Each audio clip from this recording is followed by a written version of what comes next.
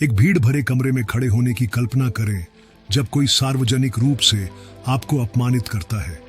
तुम्हारे गाल जल जाते हैं, आपका दिल दौड़ता है, हर कोई देख रहा है। उस क्षण में आपके पास दो विकल्प होते हैं, क्रोध को अपने ऊपर हावी होने दें या पूरी तरह से अटल बने रहें।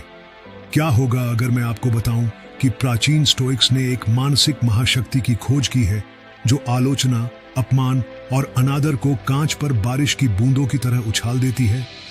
उनकी 2000 साल पुरानी बुद्धिमत्ता ने सम्राटों और दासों को समान रूप से भावनात्मक किले में बदल दिया। मैंने इन भूली हुई तकनीकों में महारत हासिल करने में वर्षों बिताए और आज मैं सटीक प्रणाली साझा कर रहा हूं जो आपको दूसरों की राय से हमेशा के लिए प्रतिरक्षा बना देगी। अछूत बनने को तैयार है? यदि आपको सफलता के लिए इस स्टोइक दृष्टिकोण में मूल्य मिला है तो उस लाइक बटन को हिट करने के लिए अभी 3 सेकंड का समय लें। यह अधिक लोगों को इस सामग्री को खोजने में मदद करता है। अपने जीवन के एक क्षेत्र के साथ नीचे एक टिप्पणी छोड़ें जहां आपको अपनी प्राथमिकता बनने की आवश्यकता है। मैंने व्यक्तिगत रूप से हर टिप्पणी पढ़ी और यदि आप अपनी मानसिकता को बदलने के बारे में गंभीर हैं तो सदस्यता लें और अधिसूचना घंटी बजाएं ताकि आप व्यावहारिक स्टोइक ज्ञान पर भविष्य के किसी भी वीडियो को न चूकें। याद रखें, आत्म सुधार की आपकी यात्रा एक ही निर्णय से शुरू होती है, इसे अभी करें। अडिग मन एक स्थिर यात्रा। जैसे ही मार्कस रोम की कीचड़ भरी सड़कों से गुजरा, बारिश बेरहमी से हुई। उसके कंधे दिन के अपमान के बोझ से नीचे गिर गए। कुछ ही घंटे पहले उनके व्यापारिक प्रस्ताव को न केवल अस्वीकार कर दिया गया था, बल्कि जिस धनी संरक्षक से उन्होंने संपर्क किया था उसने खुले तौर पर उसका मजाक उड़ाया था। उस आदमी के काटने वाले शब्द अभी भी उसके कानों में बज रहे थे। प्रत्येक अक्षर उसके गौरव के लिए एक खंजर था। आपको क्या लगता है कि आप कौन हैं? एक मोची का बेटा एक सीनेटर को विचार प्रस्तुत कर रहा है। अपनी जगह जानो, लड़के। मार्कस के सीने में गुस्से की परिचित गर्मी उठी जिससे उसका गला कस गया। जैसे ही उसने दृश्य को दोहराया, उसकी मुट्ठियां अनजाने में भीग गईं। उसने उन सभी चीजों की कल्पना की जो उसे कहनी चाहिए थी, उन सभी तरीकों की कल्पना करते हुए जिनसे वह अपना बचाव कर सकता था। लेकिन फिर उन्हें अपने दादा की सैनिका के पत्रों की पुरानी प्रति याद आई। बूढ़े व्यक्ति ने अनगिनत शामों को लैंपलाइट द्वारा उन्हें जोर से पढ़ा था। प्रत्येक स्टोइक सिद्धांत के साथ उसकी आवाज मजबूत होती जा रही थी। पहला रहस्य उद्घाटन, अपमान को फिर से तैयार करना। मार्कस एक शामियाना के नीचे छिप गया और भारी बारिश से क्षणिक आश्रय की तलाश कर रहा था। एक स्मृति सामने आई। सैनिका के शब्द उसके दादा की आवाज में तैर रहे थे। हम वास्तविकता से अधिक कल्पना में पीड़ित हैं। क्या यह वास्तव में उसके बारे में था, या क्या सीनेटर की क्रूरता केवल उस व्यक्ति की अपनी असुरक्षाओं और संघर्षों का प्रतिबिंब थी? मार्कस ने अपनी आंखें बंद कर ली। उसे लगा कि तनाव दूर होने लगा है और उसने फुसफुसाकर कहा, यह उसकी समस्या है, मेरी नहीं। अपमान के बाद पहली बार उन्होंने पूरी सांस ली। नियंत्रण की शक्ति।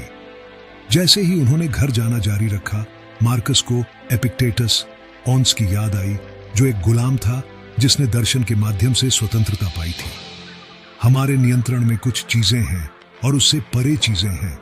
उनके दादा अपने मंदिर को सार्थक रूप से थपथपाते हुए कहते थे, आपके पास एकमात्र सच्ची शक्ति यहां है।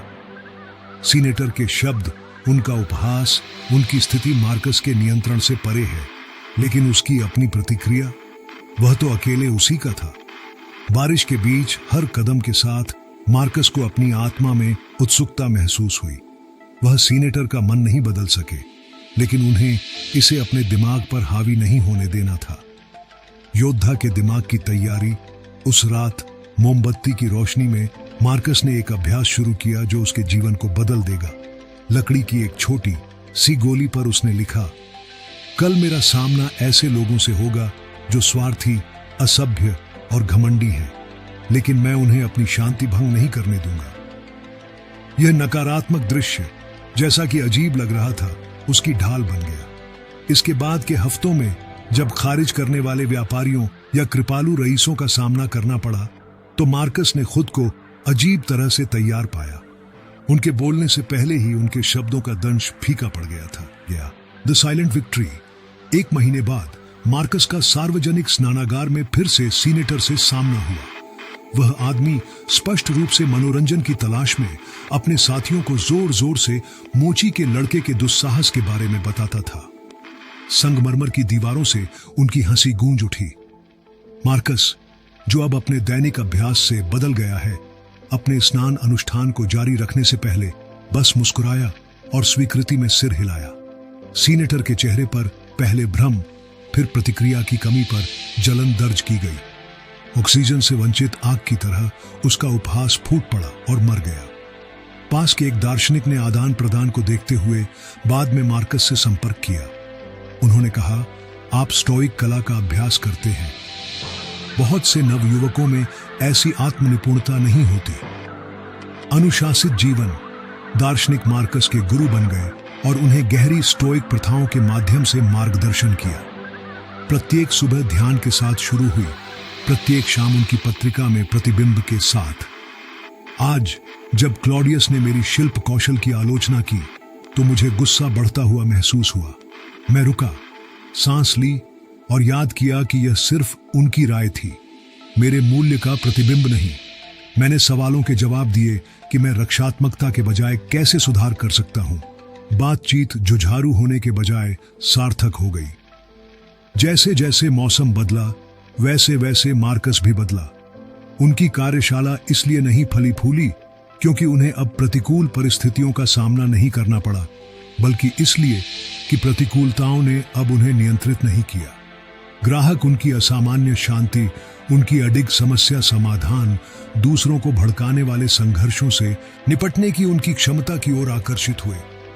चुनौती। वर्षों बाद अपने स्वयं के प्रशिक्षुओं के साथ एक सफल शिल्पकार के रूप में मार्कस ने अपने दादा की बुद्धिमत्ता को साझा किया। 1 सप्ताह के लिए वह प्रत्येक नए छात्र से कहता था, जब कोई आपको उकसाता है तो पूरी शांति के साथ जवाब दें। देखें कि वे कैसे प्रतिक्रिया करते हैं, और इससे भी महत्वपूर्ण बात यह है कि आप कितना अधिक नियंत्रण में महसूस करते हैं। परिणाम हमेशा एक जैसे थे।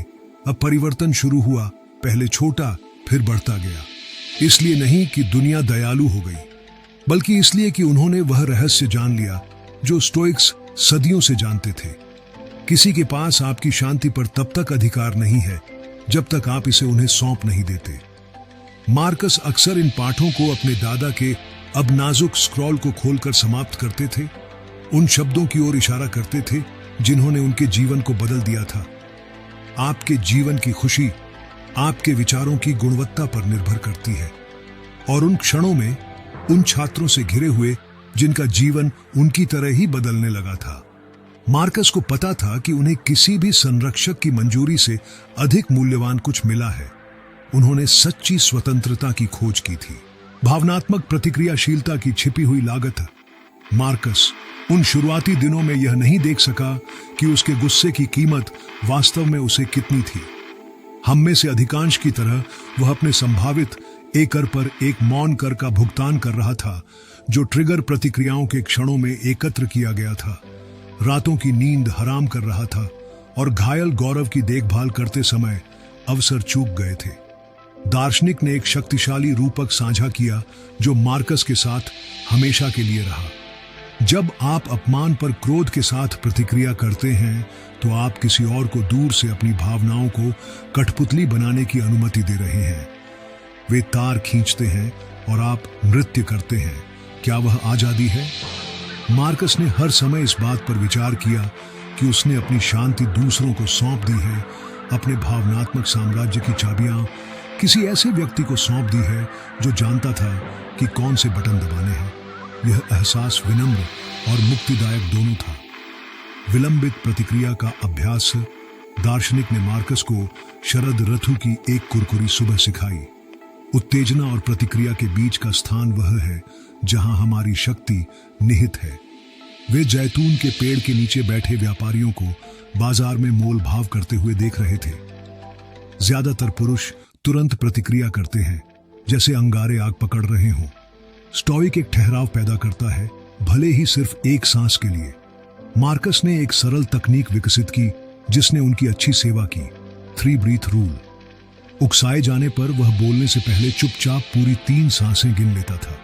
ये छोटा सा अंतर कभी कभी केवल कुछ सेकंड लंबा भावना से प्रतिक्रिया करने और ज्ञान से प्रतिक्रिया करने के बीच का अंतर बन जाता है। उस छोटी सी जगह में वह खुद से पूछ सकता था, क्या यह वास्तव में मायने रखता है? क्या 1 महीने में फर्क पड़ेगा? 1 साल में? सबसे अधिक बार जवाब नहीं था। वह प्रश्न जो नाराजगी को भंग करता है, शायद मार्कस द्वारा प्राप्त सबसे शक्तिशाली उपकरण एक एकल प्रश्न था, जिसे मार्कस द्वारा एक विशेष रूप से कठिन ग्राहक के बारे में शिकायत करने के बाद दार्शनिक द्वारा प्रस्तुत किया गया था। यह व्यक्ति इस समय आपको किस गुण का अभ्यास करने में मदद कर रहा होगा? यह परिप्रेक्ष्य परिवर्तन क्रांतिकारी था। परेशान करने वाला व्यापारी अब केवल एक बाधा नहीं रह गया था, वह धैर्य का अभ्यास करने का एक अवसर था। आलोचनात्मक रईस विनम्रता का अभ्यास करने का मौका बन गया। बेईमान प्रतियोगी सत्यनिष्ठा के शिक्षक में बदल गया।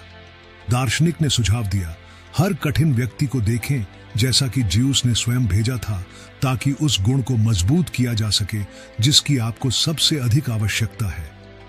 तो फिर पाठ के लिए चुपचाप उन्हें धन्यवाद दें। शाम का प्रतिबिंब।